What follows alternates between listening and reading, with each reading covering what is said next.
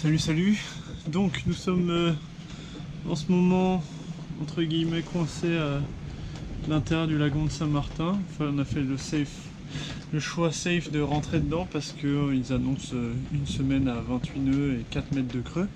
Donc c'est pas le moment d'aller se balader. Donc là, juste au moment où on parle, 19 nœuds. Ça commence à souffler tout juste aujourd'hui. Donc on fait finalise les projets. C'est que je suis un petit peu charrette en ce moment. J'ai le chantier de Malo Cocus à terminer. Il y a ce petit problème de carrelage qui est pas très important, mais il faut quand même le faire.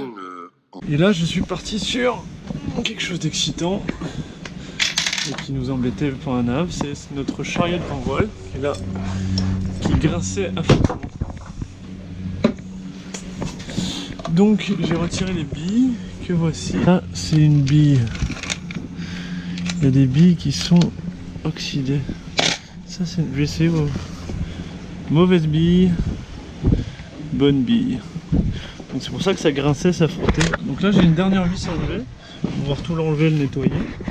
Et je me lance sur les chariots de Génois aussi. Il y a beaucoup de vent, donc je pense qu'après on va juste cut le son. Bien joué, hein.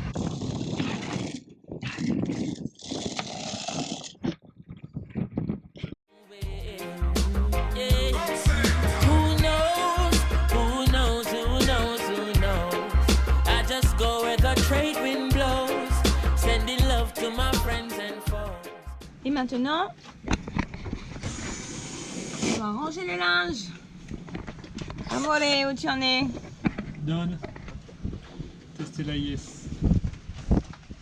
Yeah.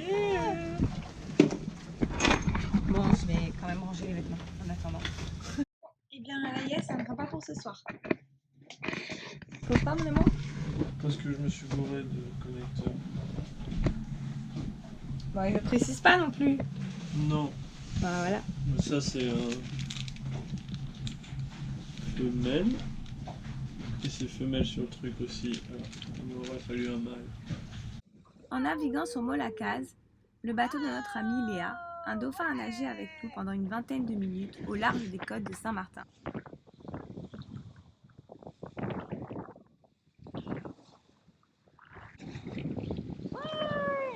Alors aujourd'hui nous sommes le vendredi 10 janvier et déjà. Et du coup nous sommes toujours à Benetlet. Il y a en fait un énorme anticyclone au niveau des Bahamas. Donc il y a un énorme coup de vent sur l'arc antillais, surtout sur le nord. Donc là on a des rafales jusqu'à 25 nœuds et ça peut monter jusqu'à 31 nœuds. Donc du coup voilà, on reste dans le lagon pour se protéger et on travaille sur le bateau. Tout à l'heure, on va rajouter 10 mètres de chaîne pour avoir entre 50 et 60 mètres de chaîne. Alors on continue dans l'amélioration, l'entretien de l'équipement du gréement. Là, j'ai un pépin parce que j'ai cette vis là qui ne veut pas sortir. Je ne peux pas sortir tout le chariot.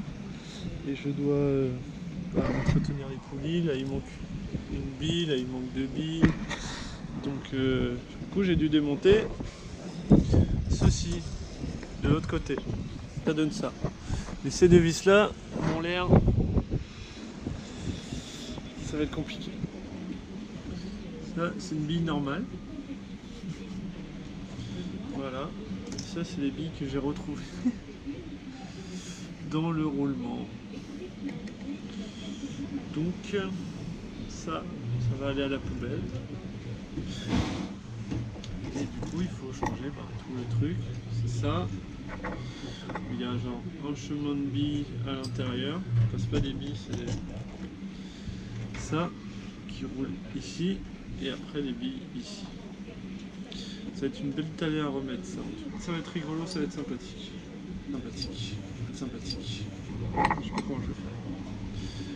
Nettoyage de tout ça, remettage de... Le petit truc jaune c'est du protection anti-corrosion pour les contacts alu-alu et alu-inox.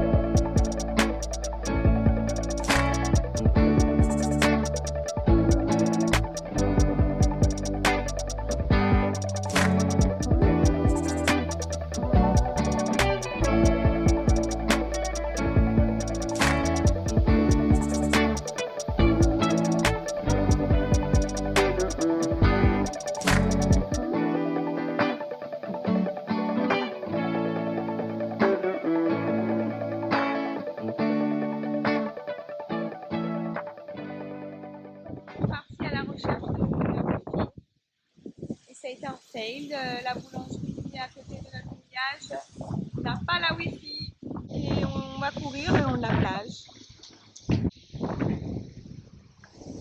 Et bien voilà, hier nous devions faire une simple soirée au bateau avec Léa et JP, soirée jeu de société. Et en fait, ça a fini soirée au Lagounise, en train de danser et boire comme des fous. Donc il est 9h, donc on se réveille tranquillement. Et ça souffle vraiment pas mal. J'ai connu des nuits meilleures. Pourquoi? Il y a eu beaucoup de vent, alors je me réveillais en sursaut toutes les 20 minutes. Et je cherchais le bateau à côté de nous, les repères que je prends pour voir si on dérape pas. Et à 3h du matin, ça soufflait vraiment beaucoup. Alors je suis montée et j'ai regardé l'anémomètre. Il y avait 35.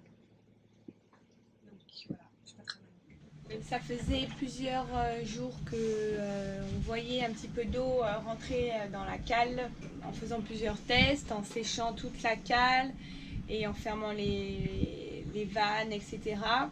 On en a conclu que ça coulait autour de la vanne.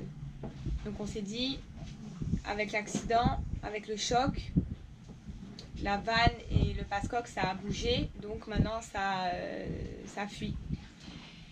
Et donc là on vient de rentrer, on a tout séché, on a parcouru aussi le tuyau. Donc là de ce côté-là on n'a qu'une seule entrée d'eau de mer, c'est pour les toilettes. Donc on a parcouru ce tuyau et il est mouillé. Donc c'est peut-être le tuyau qui est tout simplement troué. Ce qui simplifierait la chose. Parce que là du coup si c'est passe-coque ou vanne, on ressort le bateau.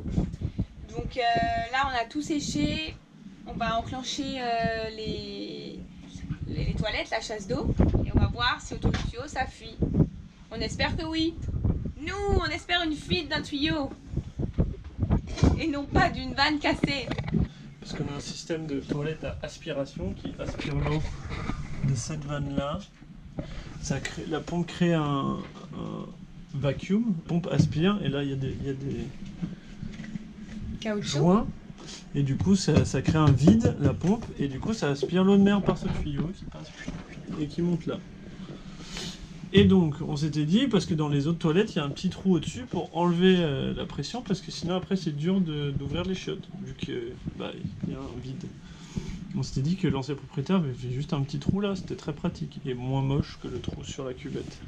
Mais au final, maintenant, après réflexion, on se dit que le tuyau est un peu écrasé parce que, imaginons que si on allume les toilettes, la pompe qui aspire en ayant la vanne qui est là toujours fermée, et la pompe elle va quand même pomper, elle fait pas attention s'il y a de la surpression ou quoi.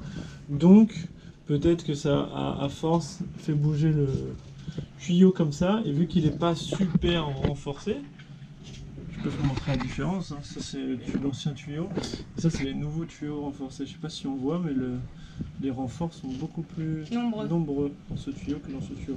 Et même, tu vois, c'est quand même un peu flexible. Du coup, on pense prendre un tuyau avec un renfort, tu vois, avec les renforts métalliques.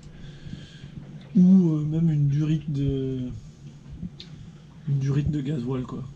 Ah ouais, carrément. Ouais. Mais c'est souple quand même. Ouais, mais c'est fait pour ça prend de la pression de ouf.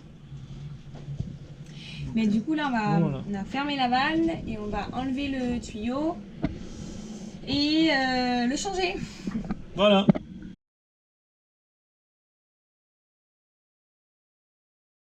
Du coup j'ai dévissé, j'ai enlevé le tuyau de la vanne de ce côté-ci et je vais le dévisser ici. Donc le tuyau est enlevé. Nous avons fermé les vannes. Donc voilà, normalement il ne devrait plus y avoir d'eau. Il faut le changer, on va en racheter le même, voire avec beaucoup plus de renforcement comme Ben nous a montré tout à l'heure. Qui est-ce qui est contente? Qui est-ce qui est contente? C'est moi. Pourquoi t'es contente? Parce que tu fais des points perdus pour demain matin. pas de gâchis. Pas de gâchis. On avait une baguette qui était en train de mourir. Du coup, pain perdu. Donc là, il y a une petite soupe qui se prépare par Benjamin. Et voici ce qu'il se passe. La pompe a tourné, mais n'a pas aspiré d'eau. Donc, toi, tu es en pyjama, ça c'est de ma douche, je suis toute propre. Mais non, maintenant il faut remettre les mains dans l'eau pour écoper.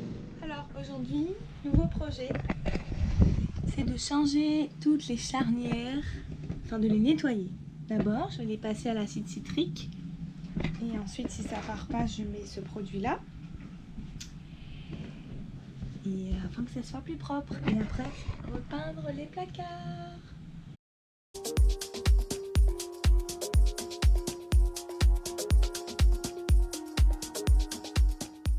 Donc là, on prépare bien le bateau. On n'est pas loin d'avoir tout fini. Puis oui, comme disait Laura, la sécurité avant tout et le confort. Voilà. Merci d'avoir regardé notre vidéo. La prochaine sera sur la préparation du bateau pour notre tour du monde.